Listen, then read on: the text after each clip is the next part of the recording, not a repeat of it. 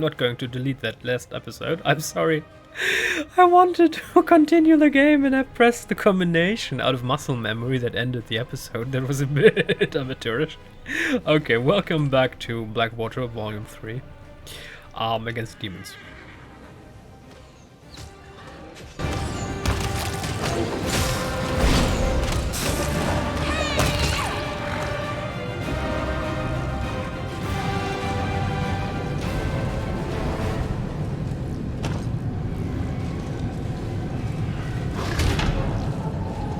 This will hurt! Time for the base.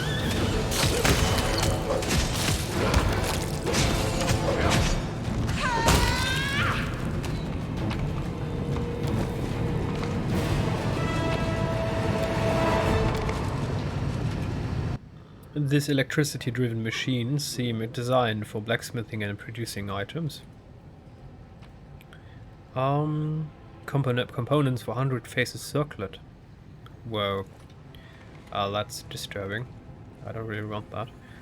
Okay. Interesting. Damn, the high quality textures just look crisp as heck. Oh, I love the 21st century and games that now have, because graphics cards have a decent amount of VRAM, proper details. Flaming lockpick. We don't have a flaming lockpick. Okay, so we need to get a flaming lockpick.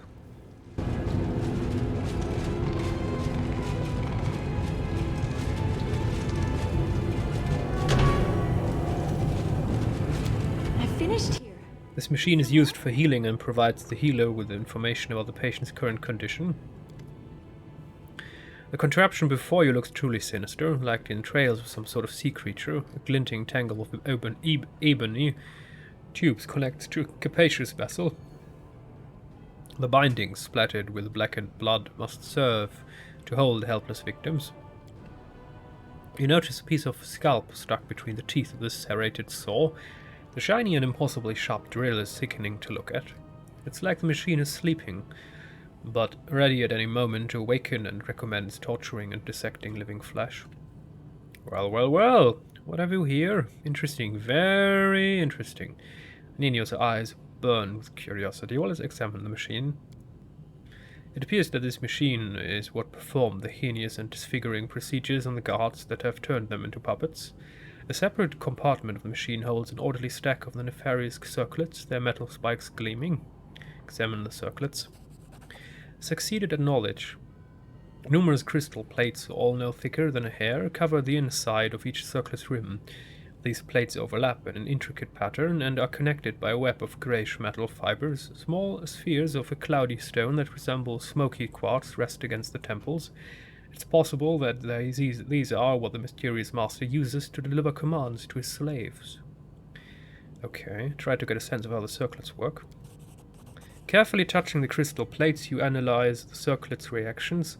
Some touches make the circlet vibrate quietly, while others cause tiny storms of lightning to run along the spikes.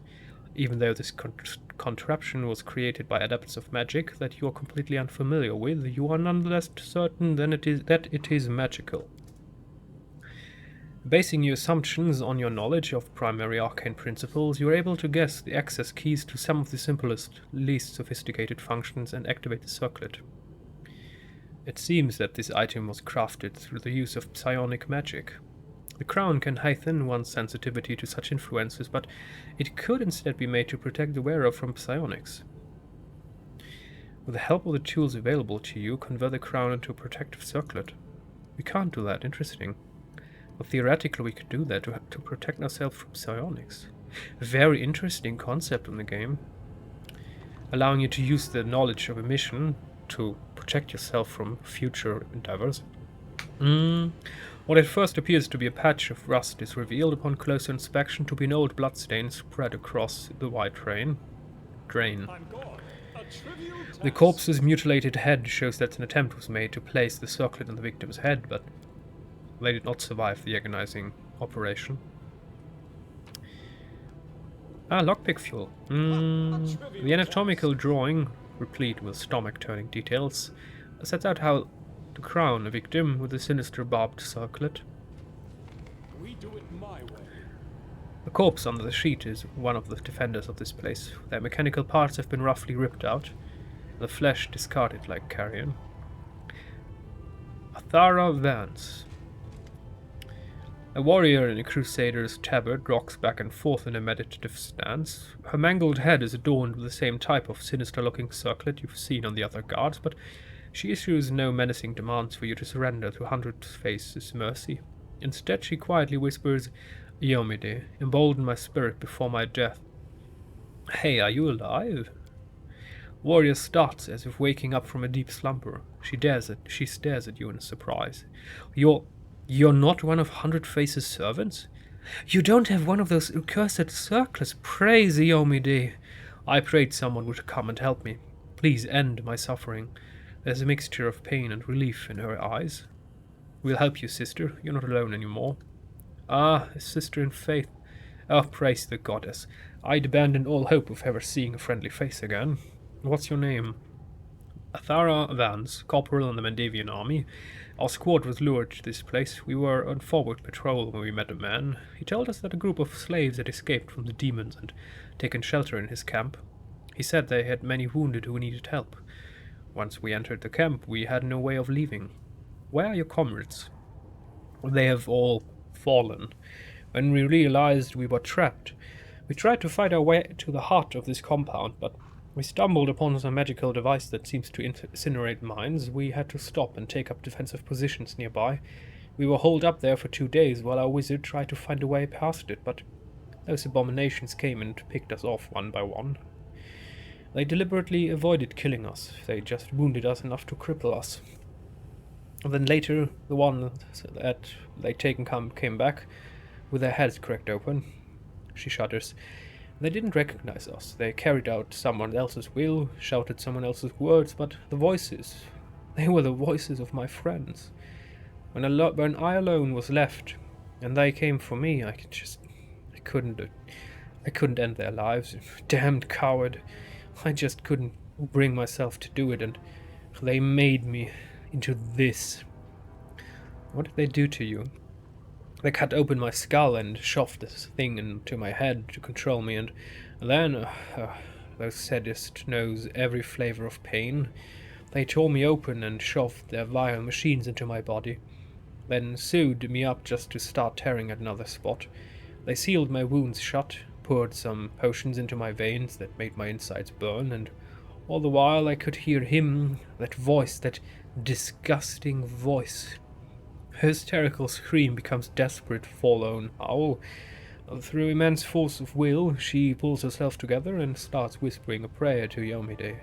Her breathing slows and some semblance of calm reappears on her face. If they close in on you, do not let them take you prisoner. Kill yourself, and do it so there's nothing left behind for them to use. She casts a look of pure hatred at the machine nearby. There it is, their altar of torment, the thing that maimed me.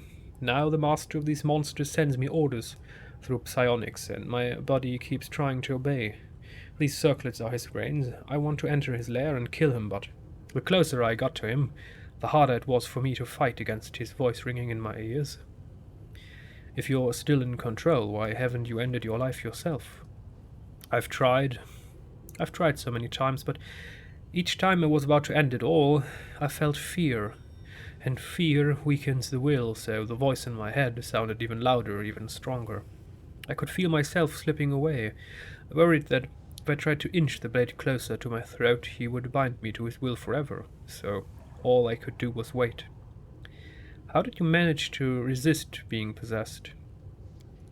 She lets out a pained chuckle. It's not easy. His voice enters your mind, and to defy his commands is torture, but I'm a medium, and I'm used to hearing voices in my head. They almost drove me mad as a kid, until I learned to quiet them. That's why I joined the Crusaders when I grew up. I prayed to Yomide for help, and she blessed me with the fortitude I needed. That's why I'm fighting, and while I keep fighting that scumbag for as long as I can, he's breaking me bit by bit, but I'll stay strong. Because as soon as I give up, Yomide, please, no. Her eyes widen in fear, and a spark of lighting arcs along the spikes of her circlet. A tear runs down her cheek. I don't want to lose myself. It's terrifying. Gods, it's so terrifying. I'll help you. Thank you, but I cannot be saved. I no longer want to live with this abomination in my head. But I cannot get rid of it. It will fry me from the inside if I try to take it off. There is only one way out, to end it all. The voice in my ear had quieted down even for a second. I would have done it all myself, so help me. Do it all quickly and cleanly. I have to leave you. No, don't go. I'm begging you. Help me. Maybe we can give her a new life once this mage is dead. She closes her eyes and returns to her fervent, whispering once more, begging Yomide to lend her just enough strength to fight this possession. We will help you, friend, but not by killing you. There's something here. Oh wait, there's loot. Golden chain with diamonds. Okay. Follow if you dare.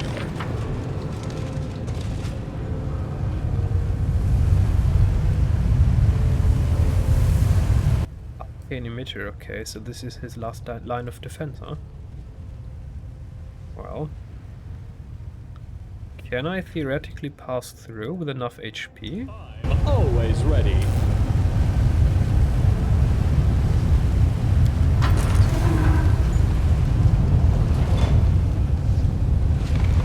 Lead on!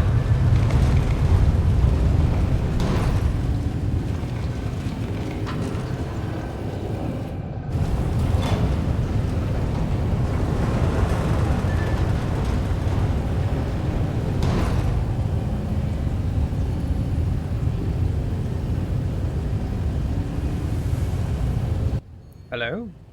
Game, please continue. Why is this taking so long? The mage's voice is quiet, matter of fact. You have demonstrated superior abilities. We are impressed. We greet you, candidate. Who are you? We are 100 Face, the mind engineer, the alloy of mortal and immortal. We oversee this community. You realize you've seen this face before.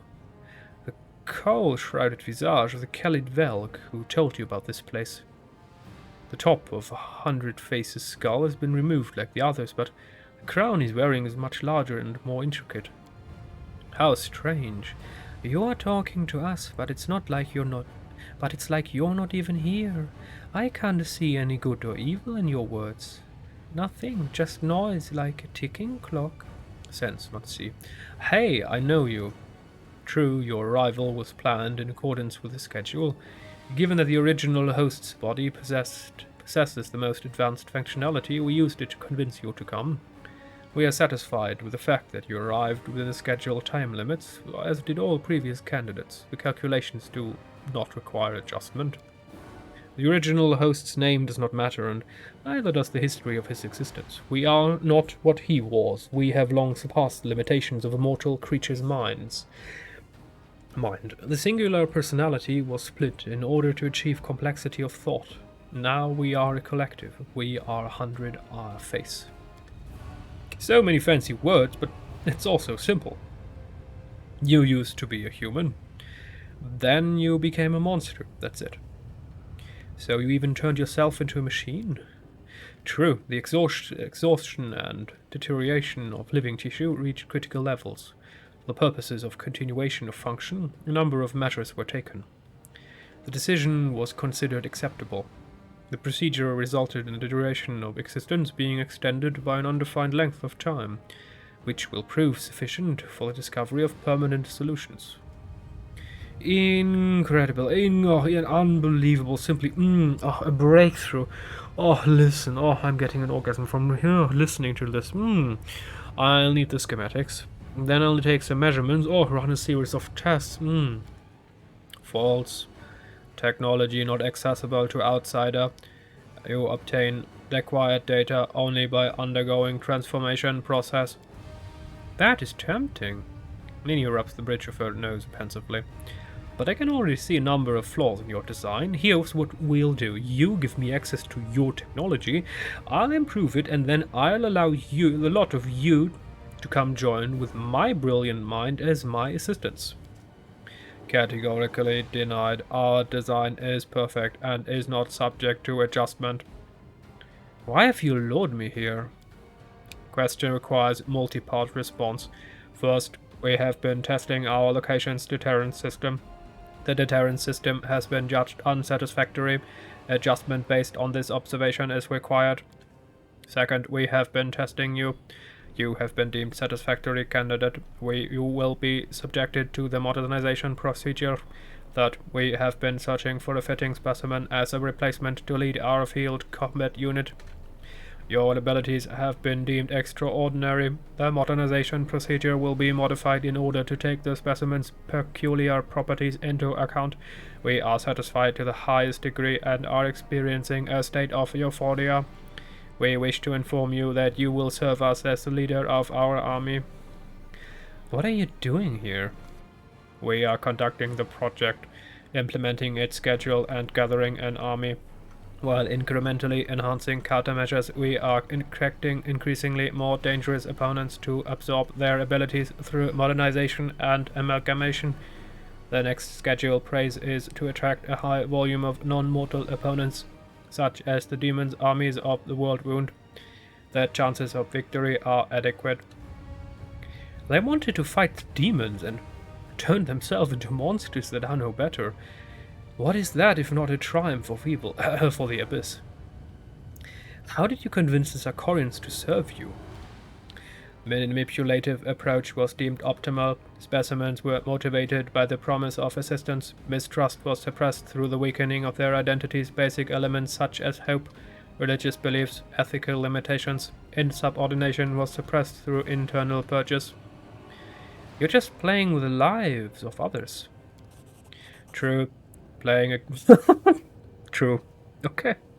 Playing a game is the preferred default activity for the most advanced intellects. The mind's purpose is to play and find the optimal strategy to achieve total victory. How did you bend mortals to your will?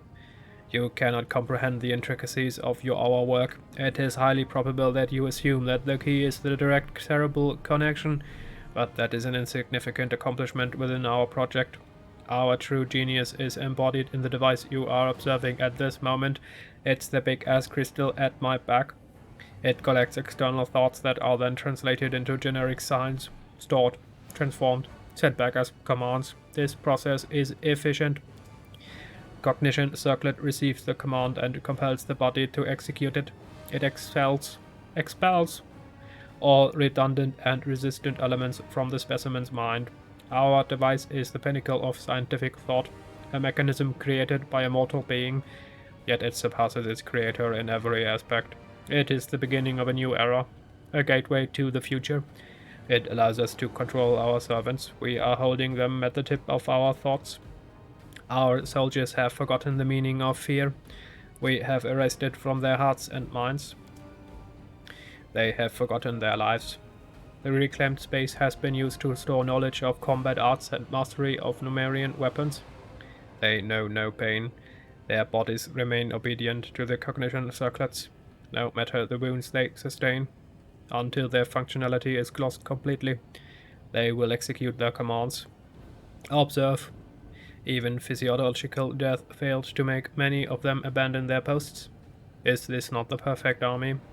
Should you not be bowing before our genius and thanking us for revealing the truth? All these never-before-seen mechanisms, how did you obtain them? They were procured in the depth of Numeria. We executed a series of expeditions into Silvermount where we discovered these and many other pieces. Okay, so apparently the creators of all these machineries and computers and technology and electricity in this Pathfinder world. Silvermount. Killing noise. Chambers of eternal life. Artificial creatures. Technology. Even Hundred's face's passive voice turns us up, uttering the last word. These items were crafted from sky metals. They are not from Golarion. They were created under the light of other stars. The Technique League in Numeria extracts such machines from the ground. They think they can understand their essence and claim them. False. The nations of Golarion are underdeveloped beyond measure compared to the creators of those items, and their failure is therefore assured. Only the device that we assembled is capable of fully grasping technology. Technic League. The Technic League is a group of arcanists and other law seekers obsessed with unlocking the mysteries of the Silver Mount, an ancient alien artifact that crashed long ago near the Numerian capital city of Starfall. Through their indirect control over the nation's ruler, the Black Sovereign Kevoth Kul, the Technique League also has strong influence over the laws, policies, and economy of Numeria. Let's part in peace. Wait, what? We can do that? I'm not going to attack him, but he will attack us. False. We will now begin preparations for modernization. This will be quick. Okay.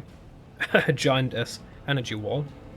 I'm not saying we have a problem, but we, Houston, we have a problem. I guess I have to press these machines.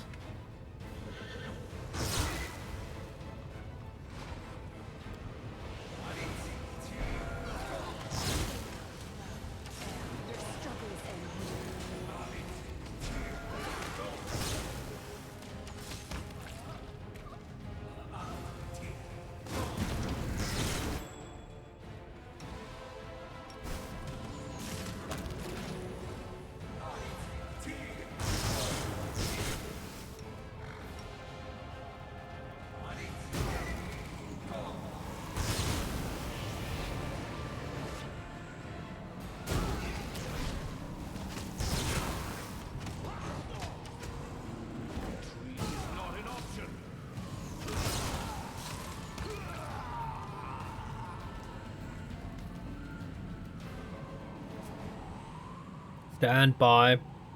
Immediate extermination has been considered ineffective. The viability of our host has been compromised. Probability of death estimated at 100%. Never tell me the odds. Pew pew. And proves C3PO does not. The device must not cease operations. We are ready to transfer the device's control codes to you. Why are you giving your creation over to me? Self-preservation. Approach self-perfection by increasing complexity of structures we develop. Device is most perfect, most complex of structures of our making. Its continued operation will guarantee the successful completion of our function.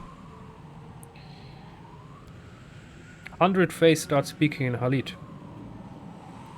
the language of Numeria, and his voice takes on a almost physical presence. His words are impressed upon your mind with such force you doubt you'll ever be able to forget them. Upon completing his task, 100 Face gives an approving nod. The code that controls the device is now known to you. Its potential is limitless. It will run the necessary procedures on mortal candidates with no need for your input. You will be able to make use of the results. Awaiting affirmative response.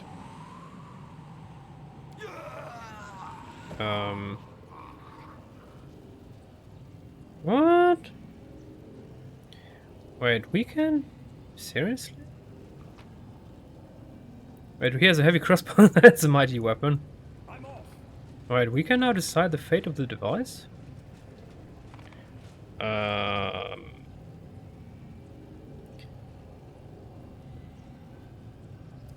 Wait, does that mean we would make our warriors of the crusade into puppets whose minds we can dominate by this mechanism? I'm not going to do that. This device greets your approach with majestically cold indifference. Judging by the sounds it makes, it is continuing its frightening and monumental work even after its owner's death. Figure out how the device works. Recalling all that you've ever read or heard about the Numerian arts of technomancy, you fully understand the sheer genius of Hundred Face. Did he even realize what he created? That the function for which he was using the device? Controlling enslaved warriors was but a shred of its true potential. One might as well use a finely tuned astronomical instrument as a paperweight. The key unique feature of the device is its ability to read and process the thoughts of sentient creatures. By absorbing them into the crystal that serves as its heart, it breaks complex thoughts and emotions down into basic, clear symbols readable by anyone.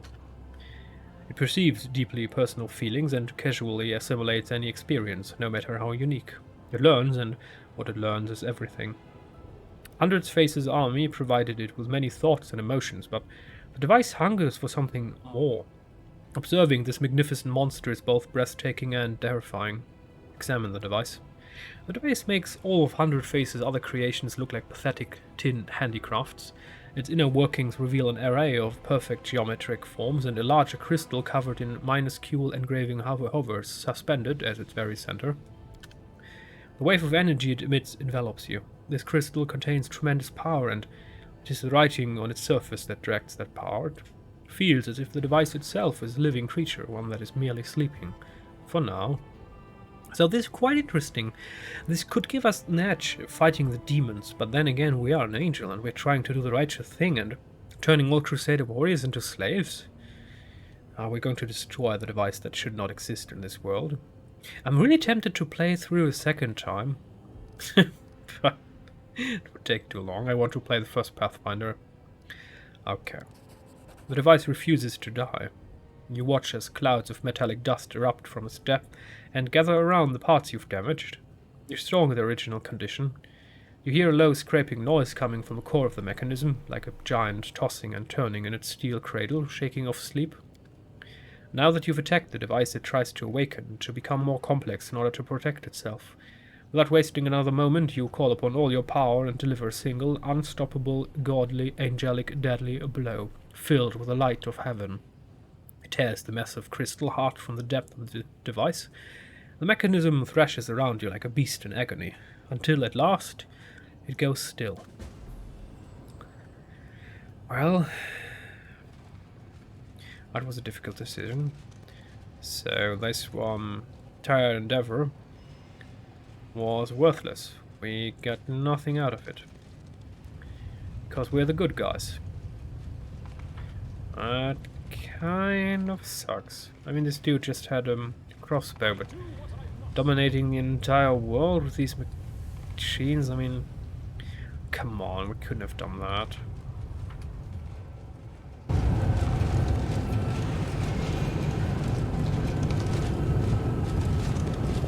Oh no, he killed himself. After the death of Hundred Face, the warrior summoned all his strength to break the terrible circlet and find freedom and death. God damn it. I'm gone. Okay. God damn it.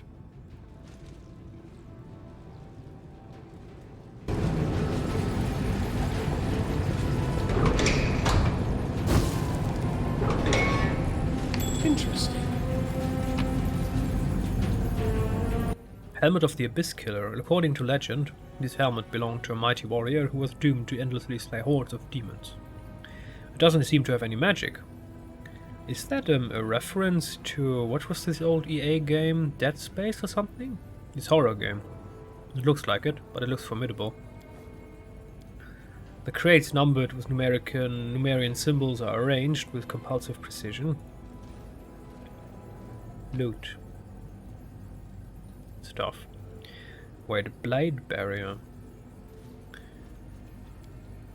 Holy writings about Diomede's mortal life and her acts. The pages are decayed, the text now unreadable.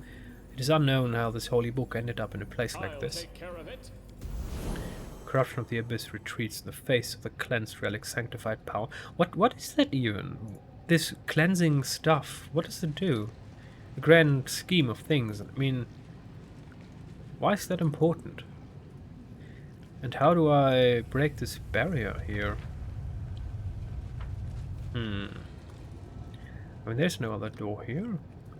How am I supposed to get behind or through that barrier? Maybe we can't now. Without solving more of these questions. But at least we have the pass key. So I believe there was a door where we needed another pass key. Now we have the pass key, which means that we can get through the door. There you are. That's such a door. A pass key will help us.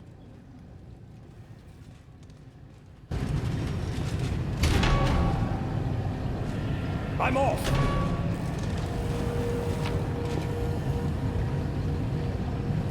Pillar of Life. Ooh. Oh, the half-assembled magical device looks as incomprehensible as it does absurdly unviable. The knowledge allows you to recognize the contours of a new deadly weapon, the deranged diagram, one based on Numerian technology. This is just disturbing. Greatsword. Oh, now we're talking. So we do get stuff out of this. Let me look at the greatsword. How does this greatsword look like? I'd like to equip it. Well, well, that one looks quite interesting. I like it. I mean, it doesn't fit in Angel, so no thank you for our main character, but it's still fine. Okay, so we still can't get there. That's a problem. But there were more doors that we need a passkey for, right? Like that door.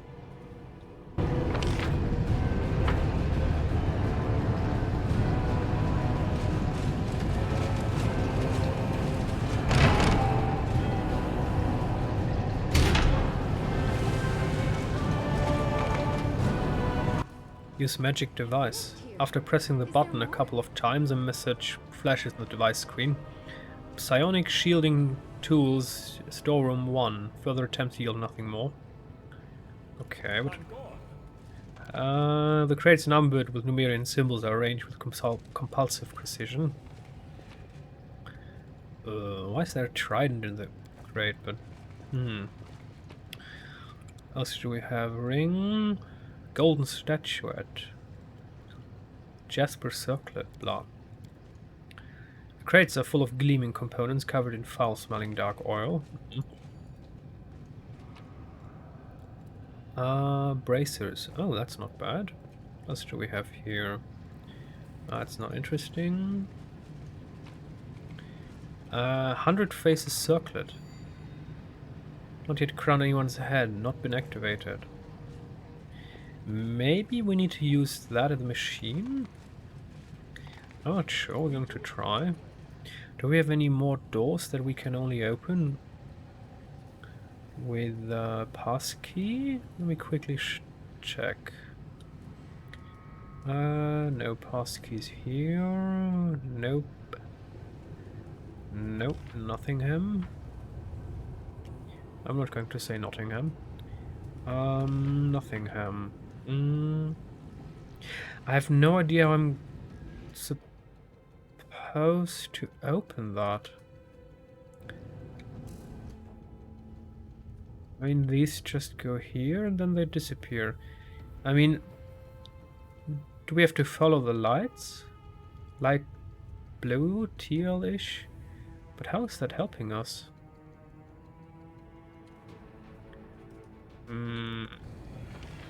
Maybe we can open this door now? I don't know. It's just odd. How do I open these doors? Shouldn't I get everywhere in now that we have the key? There's nothing, we can't interact with anything. Nothing to interact here as well. We were here before. We did everything. There's nothing we can do here. Maybe our problem is that we misused the fire with our flaming lockpick. Maybe the workers can help us? Maybe they... Okay, no. They don't have this fire on hand. Well, I guess that's it. We're just going to see if we can do anything with the circlet, but... Let's say we're done here. I mean, we did the right thing. We destroyed everything. Half of the jewels available convert the crown to protective circlet. Yes. First and foremost, you break off the sharp spikes, then you tear the drill out of the monstrous machine's fastenings. You wield the drill, methodically punching holes in the circlet and hoping that your calculations are correct. By destroying just a few specific parts of this contraption, you can render it completely harmless. At last, your work is complete. You've turned the horrible device into something resembling a helmet. It can be worn atop a head. An intact head that hasn't come into contact with the saw. This headgear will keep the wearer safe from even the strongest psionic attacks. Magneto approves. Not a bad job. It looks like all the time you spent as my assistant hasn't gone to waste. You've learned something. At least. Okay. Where is this? Head. Heart of the device. We have a trophy. Okay, so I guess we can still find... okay. Helm of Psionic Protection. Does that mean I can just... Not my field of expertise. Okay. But I can't use it yet. Maybe we have to research it? I mean, apparently. Let's return. I mean, the scope of this game is ridiculous. We are now, I don't know, 70 hours in or something, and maybe we finished half the game? Maybe? I mean, I'm pretty sure that this act or phase 3 is still not the end. Pretty sure that we're going to dive into the demonic realm, maybe even with crusader armies and all. This game's just... And I read that the first Pathfinder Kingmaker is actually about 50% longer. And then this second game. I mean, what the heck? Okay. So we've successfully completed Blackwater. Completely unexpected. I feel like a bit in Skyrim. In Skyrim there is a small cave. Isn't it... Wait. Isn't it even called Blackwater? I mean, that would be a cool homage. Let me just check. Skyrim Blackwater. Is it called... No. Okay, it's not Darkwater. I know it's not Blackwater. What's the name? Skyrim Secret City. What's the name of the secret? The Forgotten City. No, it's a... Hidden Locations? Okay, whatever. Blah. Anyway, it feels a bit like Skyrim. There was in Skyrim there's a small cave entrance that you can only discover by accident. And I went in there like everybody else. And I was expecting a 2-minute adventure. But behind this cave, seemingly unimportant, there's this huge entrance, this ginormous cave with an entire city and all of this stuff. And it's not even part of the main game. It's just like, yo, what's up? If you discover, are we going to gift you extraordinary experiences? That was the Bethesda of old, the good one. Before the dark times, before the Empire. The greed, I mean. Before Fallout bullshit and all the other terrible crimes against everything that is good and holy that they committed. Anyway. Next episode. We're going for Crimson Dust, Disgusting Feast, Core of the Riddle, and then for Molten Scar. Yeah, okay.